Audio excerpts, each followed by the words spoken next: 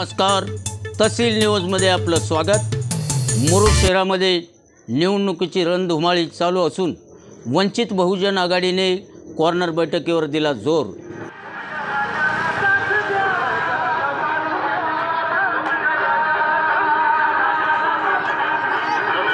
महिलांचा मोठा प्रतिसाद मिळत असल्याचे दिसून येत आहे।